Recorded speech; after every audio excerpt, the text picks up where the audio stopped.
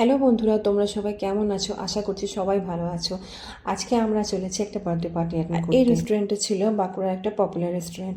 আশা করছি ভিডিওর মধ্যে লোকেশনটা দেখে বোঝা যাচ্ছে। তোমরা ঠিকই গেস করেছো। তো আমরা চলে এসেছি হাংরি আইসে। হাংরি আইসের লোকেশনটা হচ্ছে বাঁকুড়া সরকারি বাস স্ট্যান্ডের ডান দিকের টার্নিংটা হালকা একটু এগিয়ে, তারপরে সোজা গেলেই ডান হাতে পড়বে এই রেস্টুরেন্ট। অনেকটা বড় এলাকা জুড়ে ঢুকতেই রয়েছে গাড়ি রাখা স্ট্যান্ড, বা হাতে রয়েছে মেন গেট। মেন গেট দিয়ে আমরা ঢুকে এখানে তোমরা ভিডিওতে আমাকে দেখতে পাচ্ছ কানে বেঁধে রয়েছে আমি একদম। আসলে দিনটা প্রচুর ঠান্ডা ছিল, তাই আমি ভাবলাম বেশি ফ্যাশন করতে গিয়ে কেসটা না খেয়ে যায়, তাই আপাতত তো কানে রুমাল বেঁধে যায়, তারপর না হয় স্টাইল করাই যাবে। দেখি আমার মতো ওরকম যুবথুবুভাবে কেউ এসেছে নি, তাই তাড়াতাড়ি স্কার্ফটা খুলে দিলাম, দিয়ে একটু স্টাইল মেরে নিলাম।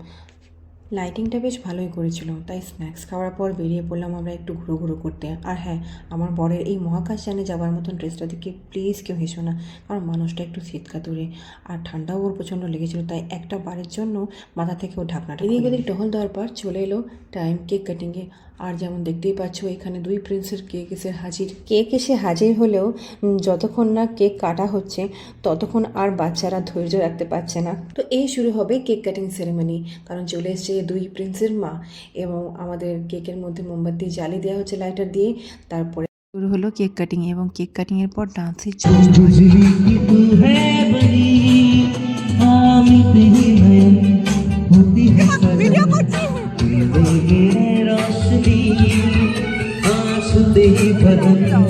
দেবশ্রী দিয়ে অর্গানাইজ করা প্রোগ্রাম হবে আর ডান্স হবে না, এটা তো হতেই পারে না। তাই একটু নিচে কুদে একেবারে চললাম খাবারের টেবিলের দিকে।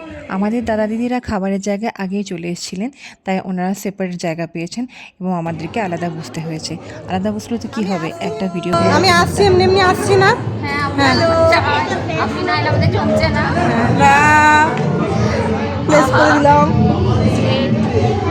খাবার দিতে স্টার্ট করে দিয়েছিল, তাই চলে গেলাম নিজের টেবিলের দিকে।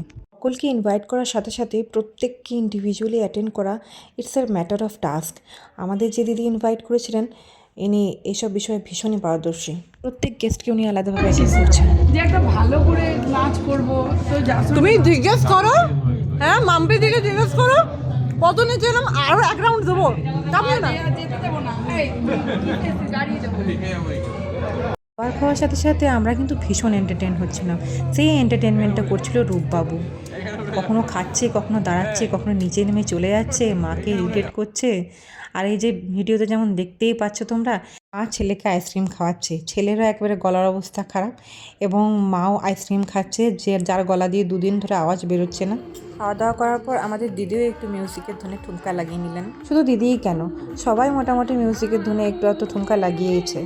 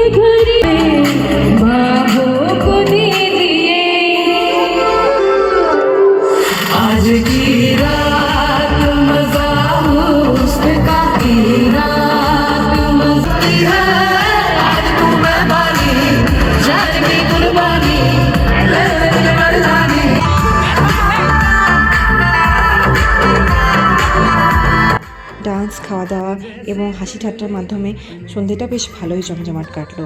তো আমার তো ভীষণই ভালো লেগেছে।